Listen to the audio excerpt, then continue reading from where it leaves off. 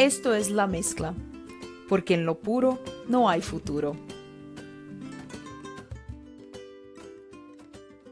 Esse aqui é o La Mezcla.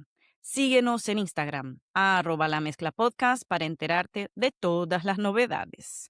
Dá para ouvir a gente no Spotify e na Amazon Music.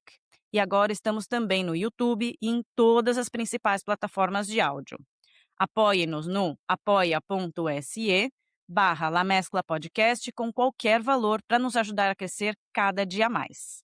Você recebe acesso a uma lista no WhatsApp com dicas e notícias das mesclas culturais latino-americanas. Meu nome é Miriam Soares e hoje nos acompanha Nadia Fink, quien es periodista, escritora y docente argentina.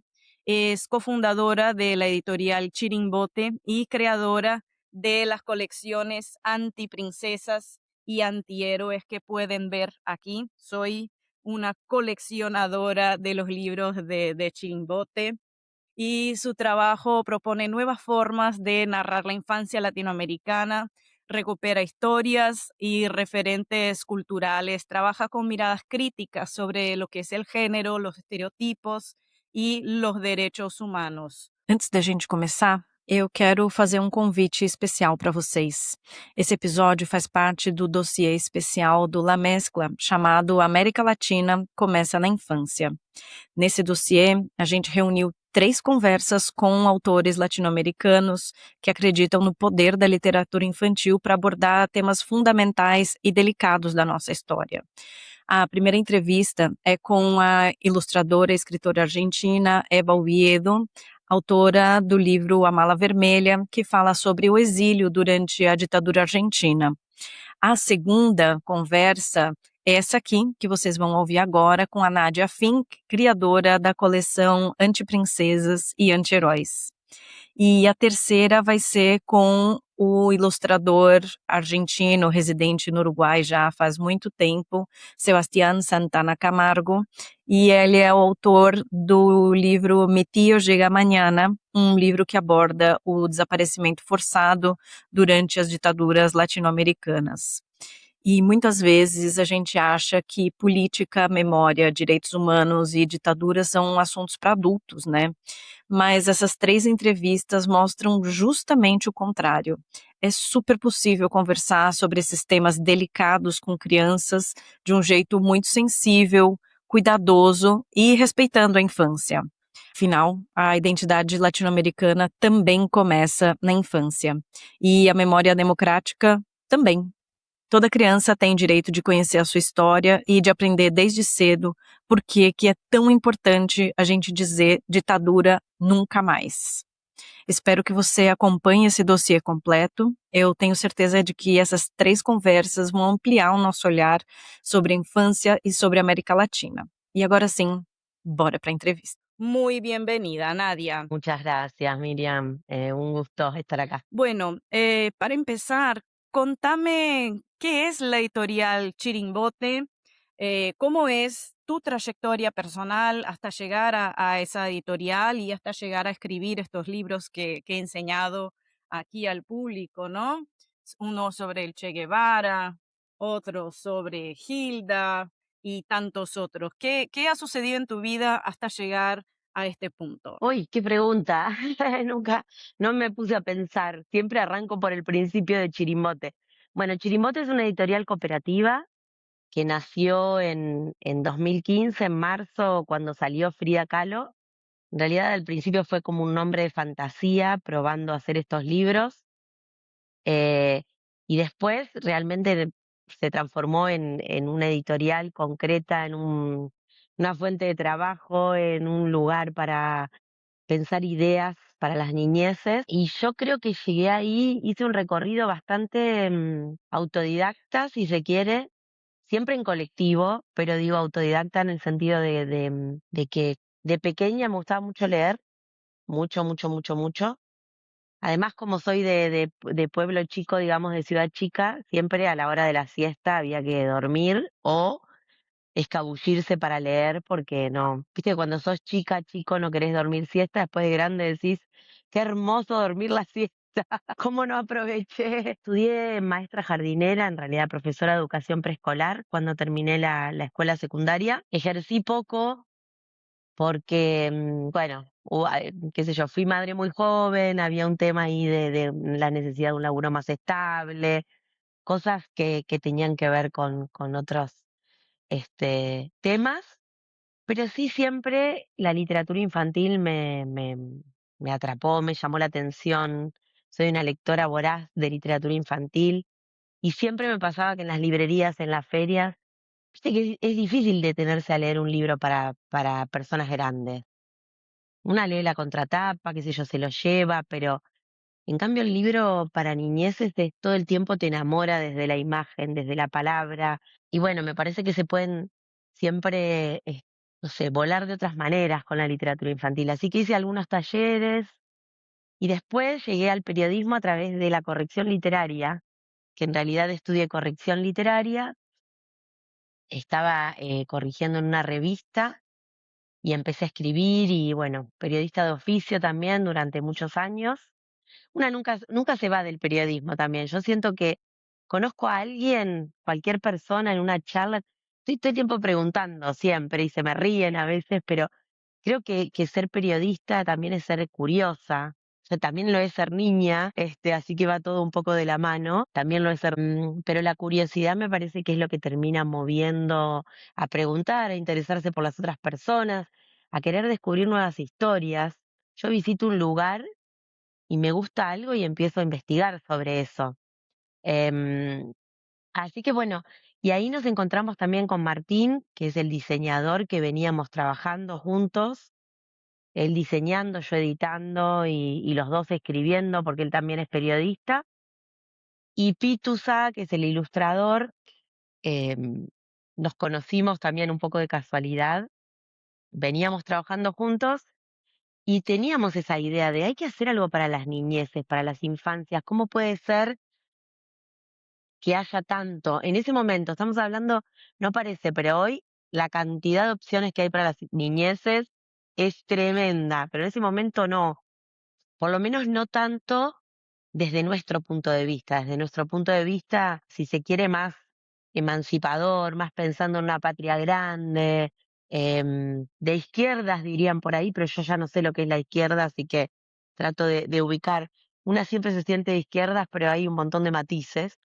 Ah, Em, y perdón, Nadia, te sí, cómo interrumpo no, un por favor. segundo, ¿no?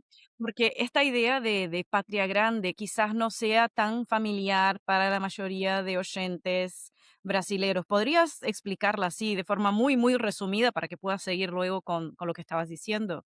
Sí, cómo no. La idea de patria grande es una idea de que América Latina era toda una sola, este, mm, es una sola idea, es una hermandad, es una forma de ser, de reconocerse, sobre todo por pensar que si bien fuimos colonizados, colonizadas por diferentes países, nacimos o nos vieron en el mundo, porque nacimos siendo libres y nacimos teniendo pueblos originarios, nacimos teniendo nuestros propios habitantes, nuestra propia cultura, y después nos fueron colonizando diferentes lugares, por eso también las diferentes lenguas, las diferentes tendencias que hay mismo en América Latina, porque tiene que ver también con los países de donde llegaron a colonizarnos.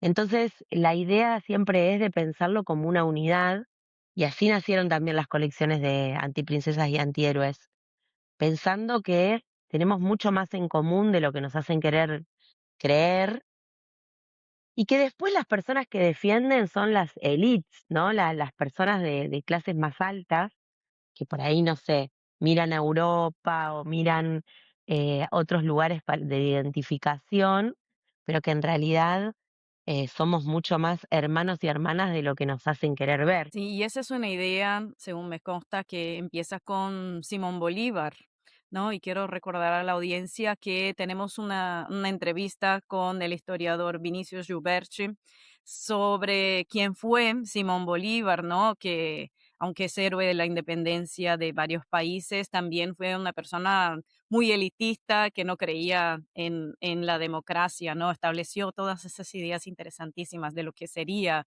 la patria grande, esa hermandad, pero esa hermandad no era para todo el mundo. Vuelvan a esa entrevista, dejaré el enlace aquí en la descripción del episodio.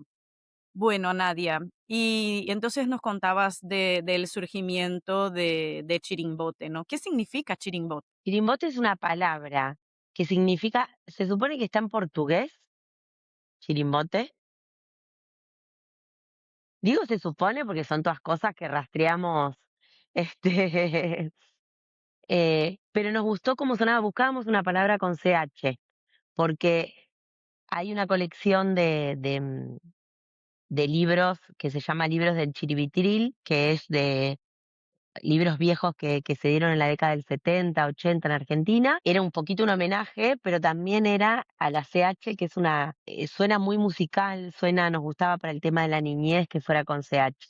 Así que pensamos chancho volando, pensamos chancho limpio no engorda, que es un dicho de acá, y se nos apareció esta palabra chirimbote, que significa halo de luz con el que juegan los niños. Entonces dijimos, chau, tiene niñez, tiene CH, es nuestra palabra, y bueno, de ahí salió la idea de chirimbote. Y qué curioso porque al menos, bueno, Brasil es enorme, ¿no? Es imposible conocerlo todo, al menos de acá de San Paulo y de lo que estudio yo, nunca había escuchado esa palabra aquí en portugués, no me suena. Chimbote para mí es esa editorial. Qué bueno, bueno. Por eso digo esas cosas que llegan así y bueno, tienen un poco de realismo mágico también. ¿Cómo surge esa idea de la colección antiprincesas y antihéroes? ¿No? ¿Por qué antiprincesas? ¿Por qué antihéroes? Y bueno, Antiprincesas, el nombre sale. La idea era primero hacer biografía de mujeres, de hombres, de la historia, en esto un poco de que fueran siendo de varias partes de Latinoamérica. Y cuando teníamos que editar la primera, que fue Frida Kahlo, el nombre Antiprincesa surgió pensando que era un momento donde las princesas eran todo. Ahí está la primera, sí. Em, donde las princesas abarcaban mucho las infancias de nuestras niñas, eran como el reflejo de todos los cumpleaños, no sé allá, pero acá y en muchos otros lados, todos los cumpleaños eran los vestidos de princesa, la torta de princesa, la invitación de princesa. Era como, Acá también, claro, un hasta hoy. bombardeo. Hasta hoy, acá, bueno, se ha ayornado un poco, me parece que hubo algo que están queriendo sacar también, que fue el 2015, pero bueno, en ese momento Antiprincesas venía a romper un poco con esa idea. De hecho, el primer libro tiene una princesa que dice chau me voy en la parte de adentro, hashtag chau me voy, que era un poco jugar con esto de, bueno, basta de princesas, basta, tiene que haber otras cosas. Bueno, un poco contar estas biografías de mujeres reales era mostrarles a esas niñas que había otros espejos donde mirarse, que había otras mujeres, otras realidades, que somos diversas, que tenemos cuerpos, historias, formas diferentes, salir de esas uniformidades y de esa cosa de ser princesa. Así que le pusimos antiprincesas y fue un nombre que pegó muchísimo porque un poco se escandalizó y otro poco era como mucha gente que nos decía, sí, estamos podridas, podridos de las princesas, ya no sabemos qué hacer para que jueguen con otras cosas, para que hagan otras cosas. Bueno, y Y antihéroes, justo más o sí. menos por esa época también salió ese video viral de una niña de unos 7 años, más o menos una niña argentina, que decía: "Las princesas son unas boludas".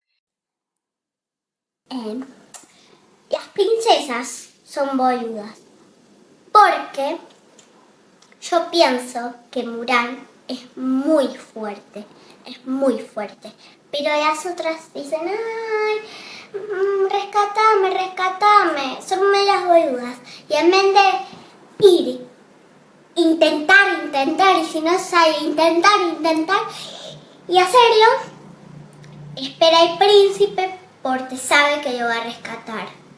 No, seguro viene un señor y le da la manito, un señor hace la parte de él y ella hace su parte. Porque siempre el príncipe le hace todo él, que que la pibita haga su parte de genia. O si no viene nadie, no te quedes ahí trabada esperándolo. Así algo. Y Mulan apenas le pegan, le encierran en una torre, en vez de esperar a su príncipe de la ventanita, va y lo hace, y pasa. Y después, como ella fue tan luchadora, el mundo le agradece y ahí tiene un novio. Pero porque un novio, no porque de buena suerte, porque ese chico dijo, ¡ay, qué luchadora! Yo quiero tener una novia así. Y ya tiene. Y a cambio, las otras están así. ¡Ay, os dicen los pajaritos! Y como si cuento de hadas, el príncipe está como así obligado a estar con la otra. Y como que dice, yo no quiero estar con una boluda. Yo quiero estar con un dirigente que haga cosas, pero el cuento de cuento me obliga. No me gusta este cuento. No me gusta. Quiero estar con una señora inteligente, no con una boluda. Porque tenés Sí. que ver, tenés que hacer como Mulan, que en vez de decir rescátame, soy fuerte. Y va y lo hace. Es un video súper tierno de esa niña de 6 o 7 años en ese momento, ¿no? Tengo mucha curiosidad de saber por dónde andará actualmente.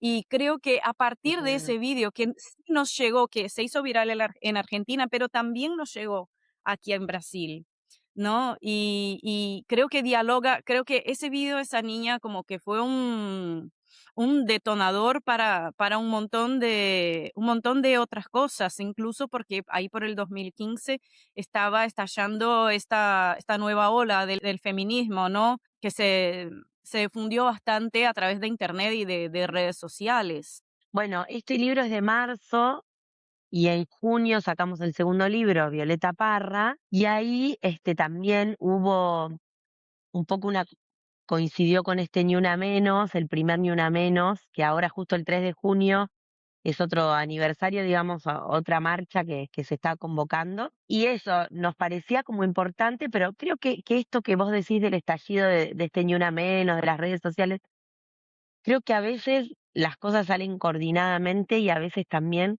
somos un montón de personas pensando lo mismo a la vez y a veces sin coordinarte están esta idea dando vuelta, ¿no? Em, Creo que hay algo de eso. Si bien hubo una coordinación entre periodistas y se agitó por Twitter, pero fue una movilización muy masiva, ese primer Ni Una Menos, y fue un estallido en un principio paren de matarnos, pero todo lo que derivaba de eso, ¿no? ¿Por qué se llegaba a un feminicidio? Bueno, se pedían libertades, educación con perspectiva de género. En lo puro no hay futuro, la pureza está en la mezcla. ¿Y alguna vez dudaron sobre incluir o no a alguien en las colecciones antiprincesas y antihéroes? Porque su historia era demasiado compleja, contradictoria o polémica. Por ejemplo, Che Guevara fue un revolucionario, ¿no? Con ideas muy interesantes y algunas prácticas quizás no tanto. ¿No? ¿Cómo se manejan con esas contradicciones de las personas? Porque esos héroes y princesas y heroínas son personas, ¿no? Y no siempre tienen la vida perfecta que se desearía contar a un niño o a una niña. Em, sí, en realidad tratamos de que no sean personajes tan contradictorios, digamos, en general. Hay algunos que pueden ser, pero tratamos de eso, de que por lo menos sigan una línea donde sus ideas se llevan adelante de la manera más consecuente posible. Después está los matices, creo que tiene que ver también con con ser humanos, ser personas, no sé, ser humanos. No sé, yo pensaba, por ejemplo, Violeta Parra, que es una persona que decían que era chinchuda o que, pero bueno, también le fue pasando que fueron pasando los años, que ella no encontraba un reconocimiento muchas veces. Pero no un reconocimiento, no creo que haya sido desde el ego, sino una persona que investigó tanto la cultura de su país, que viajó a los pueblitos, todo sin financiamiento, y que de golpe le negaran la posibilidad de mostrar eso, tan autodidacta también, ¿no? Em, Pienso en Frida, que era tan punk en su decir, en su hacer. Bueno, me parece que son cosas que si no te metes y podés entrar un poco desde su punto de vista, también a veces es difícil de entender. Después también está, no sé, las contradicciones de la Revolución Cubana, pensando en el Che, em, sobre todo con el tema de la diversidad sexual, que bueno, a cada vez más te das cuenta que hay personas que criticaban eso. Ahora salió hace poco un nuevo libro sobre Cortázar, donde lo hace Cristina Pericori, pero que era muy amiga de él, Peri Rossi, perdón, no Pericori, Cristina Peri Rossi, que contaba que puertas adentro Cortázar tenía un montón de amigos homosexuales, como se llamaba en esa época, y que o sea, tensionaba un montón con Fidel y con el Che, que la Revolución Cubana no fuera eso. Bueno, el Che también se va enseguida, apenas triunfa la revolución, se va a hacer otras cosas por fuera. También ahí nos preguntamos cuáles eran las diferencias internas también de la propia revolución cubana. Bueno, hay cosas como que tratamos de verlas desde este lado, pero de rescatar ciertas cosas, pero tensionar otras también, ¿no? Porque me parece que las niñeces también hay que desarrollar esta posibilidad de espíritu crítico y no dar todo eh, masticado y digerido, y que se permitan hablar de contradicciones, tensionar, discutir algunas cosas por más que le gusten otras, digamos. Me parece que ahí hay todo un tema para desarrollar también.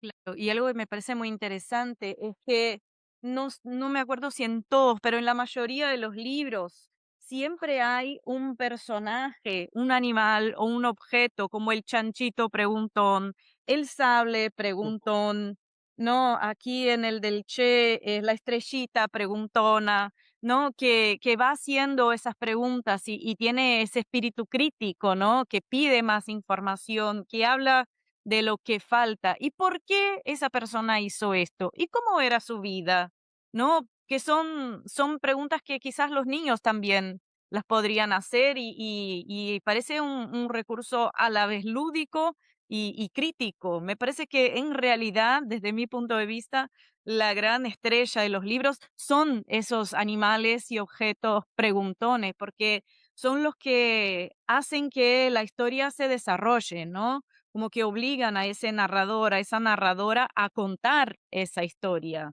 para aclarar las dudas de ese objeto, de ese animalito preguntón, ¿no? Es como un gran disparador de historias. Me parece que es lo más valioso de todo.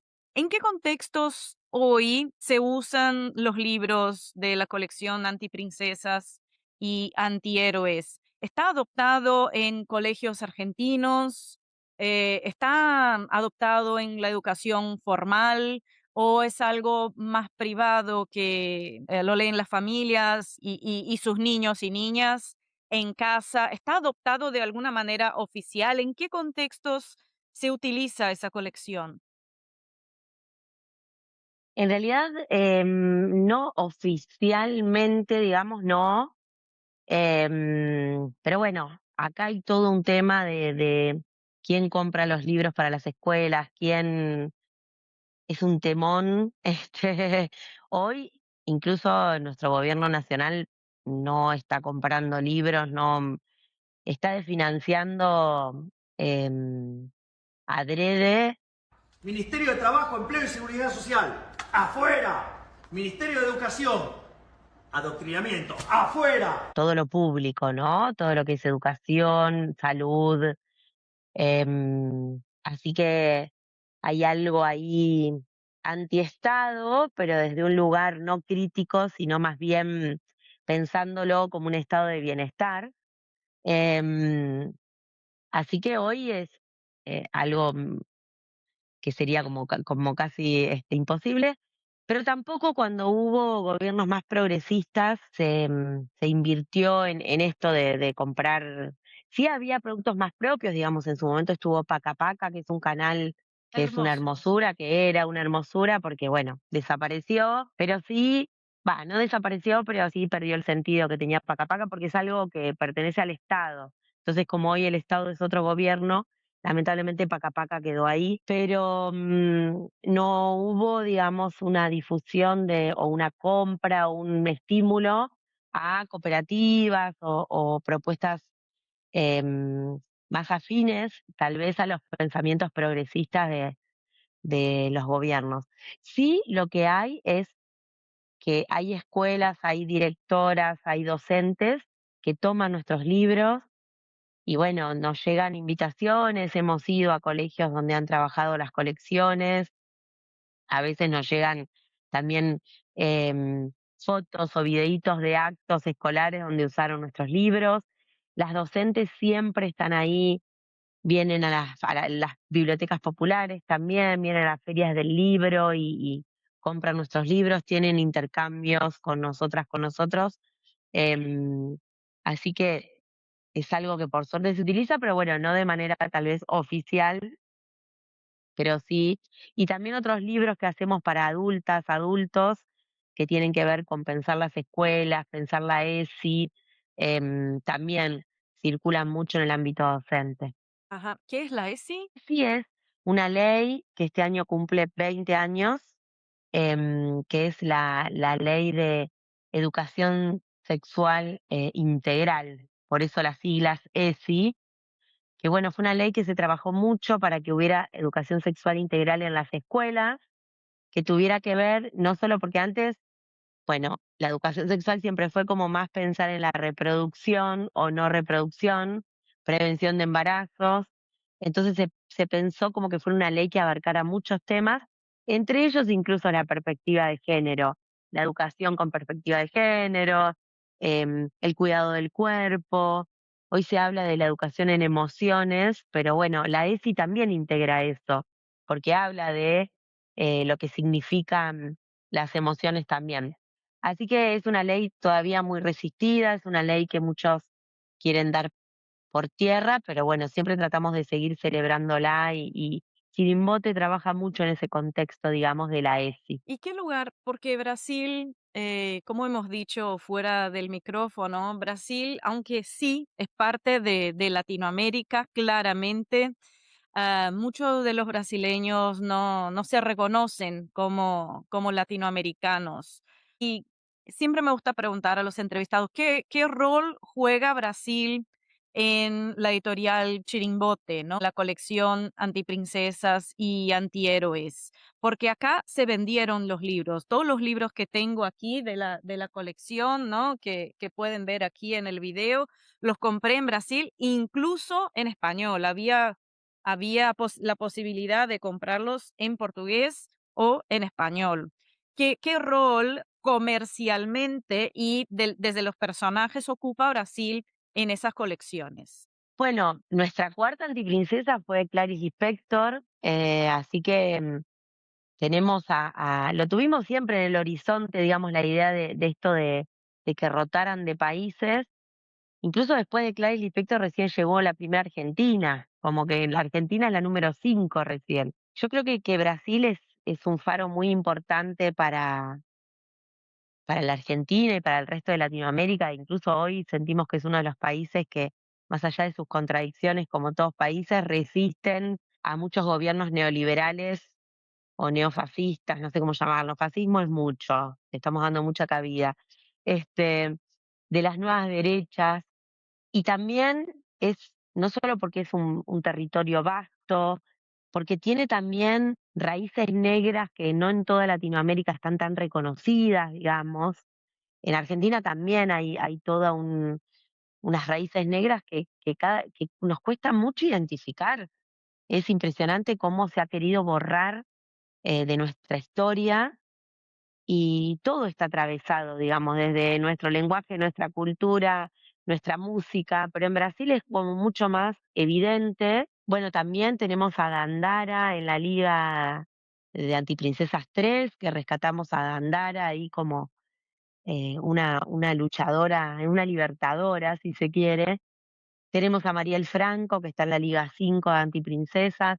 Hay en Brasil un reconocimiento de nuestra parte de su historia, de su cultura, de sus ideas, de su emancipación, digamos, incluso de su religión, porque la multiculturalidad también tiene que ver con su religión politeísta, ¿no? Hay algo de que se reconoce el politeísmo en la cultura griega, en los dioses griegos, y no se mira mucho más cerca en lo que es el candomblé, digamos. Que no sin Eh, racismo, no sin problemas, no sin dificultades, ¿no? Seguro. Yo tuve la suerte de conocer Salvador Bahía el año pasado, porque tengo una amiga muy querida argentina que se fue a vivir ahí. Entonces lo visité desde ese lugar, no desde un lugar turístico, sino como una persona que está viviendo ahí, que su compañero además es de la zona, es baiano. Bueno, la verdad que quedé absolutamente impactada por esa historia y conocer más en profundidad desde lo cercano, en esto que decís, de que a veces se mira desde lugares muy juzgados, digamos. Y comercialmente, económicamente, ¿qué papel juega Brasil en las ventas de los libros de Chirimbote?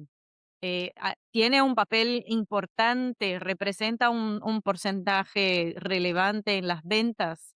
Porque hoy por hoy, por ejemplo, esos libros de las nuevas colecciones ya no los veo en las editoriales, en las librerías acá. Yo no sabía que tenían un libro de Marielle Franco, por ejemplo. En realidad allá, bueno, tenemos como una distribución o una venta, estas que tienen de Sur Libro. No, no es un porcentaje alto de nuestras ventas. Entendemos que también es un territorio muy grande y que a veces es mucho más difícil, pero también es cierto que has bajado la fiebre por las antiprincesas. Cuando salieron las antiprincesas y los antihéroes era algo muy novedoso.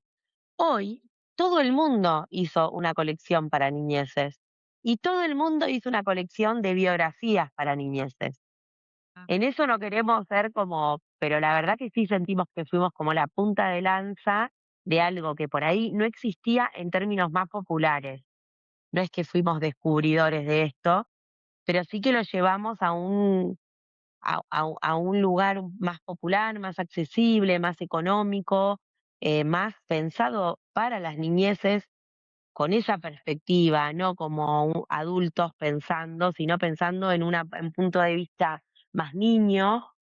eh, y hoy lo hizo todo el mundo. En estos 11 años, creo que no hay editorial que no haya sacado una colección cuadrada de biografías para niñeces.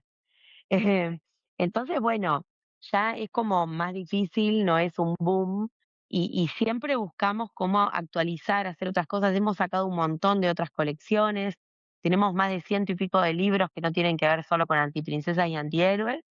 Entonces, bueno, esa expansión también ha hecho que no lleguemos a todos los lados como estábamos antes, tal vez más visibles. Pero bueno, te voy a conectar ahí con su libro como para que tengas la posibilidad de ver. Y es verdad que su libro tampoco está llevando. Nos hemos encontrado un par de veces en la feria del libro y también le decimos como, bueno, hay que actualizar porque hemos hecho cosas nuevas que tal vez no están ahí también tan presentes. ¿Y cuáles serán los próximos personajes de esas colecciones antiprincesas y antihéroes? ¿Quiénes faltan desde tu punto de vista? ¿Quiénes deberían estar ahí y Bueno, todavía no están? faltan un montón, seguro. Ahora el próximo que va a salir es Güemes, Martín Miel de Güemes, que cuando vos nombrabas a Simón Bolívar, Martín Miel de Güemes es de Salta, que es como del norte de la frontera de la ciudad de Buenos Aires, y fue de los pensadores de la patria grande junto con Belgrano, con San Martín. Ahí estaba Bolívar, este, mm, Artigas, estaba pensando en Artigas, en José Gervasio Artigas. y todas las mujeres que estuvieron ahí alrededor en la disputa.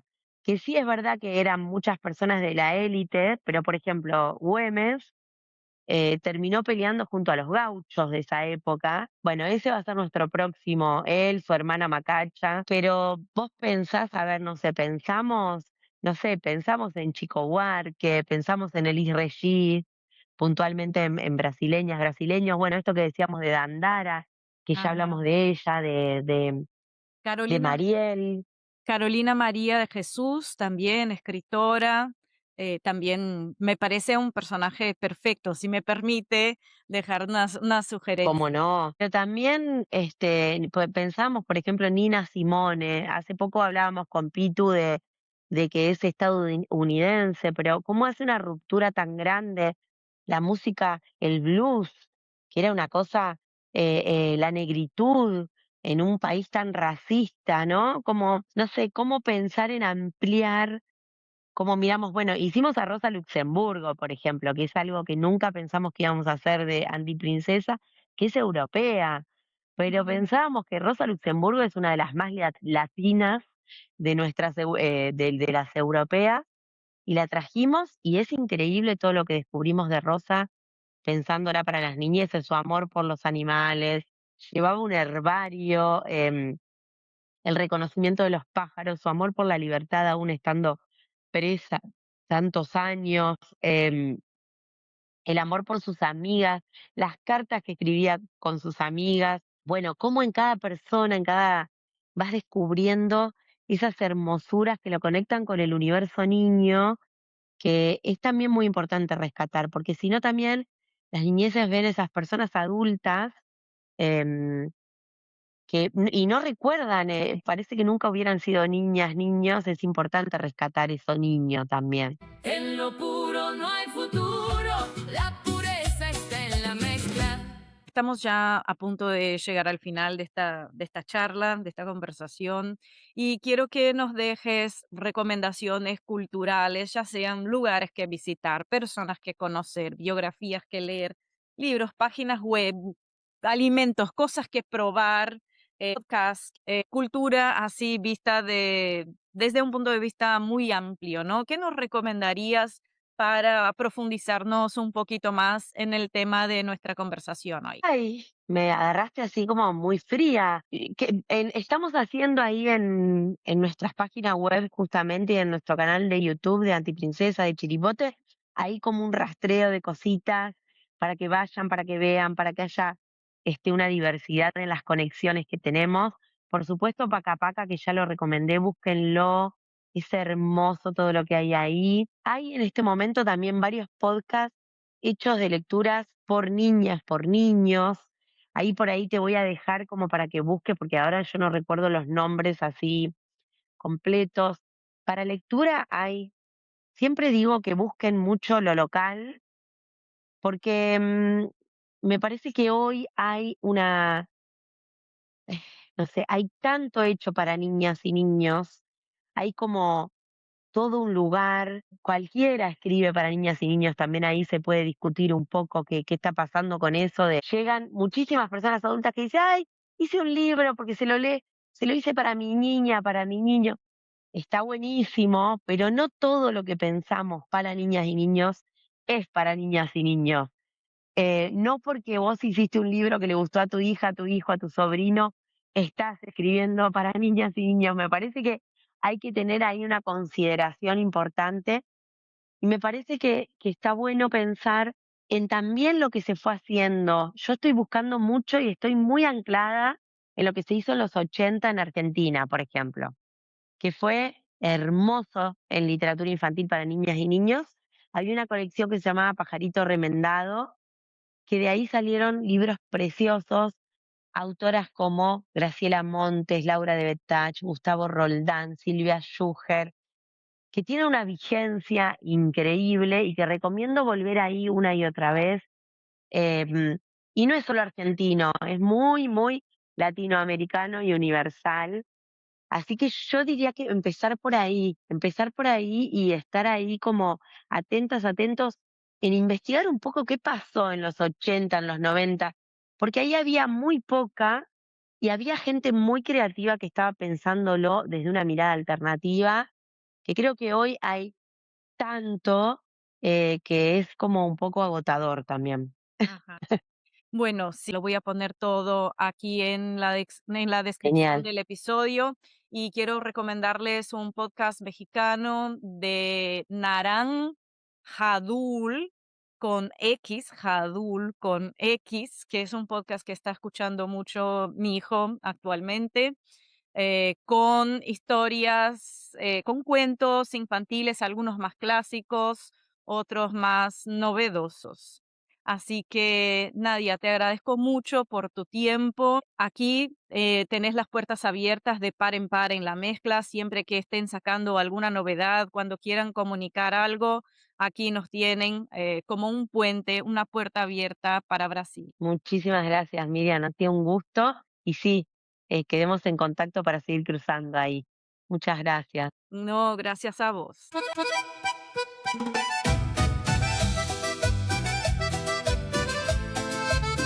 En lo puro no hay futuro. La pureza está en la mezcla.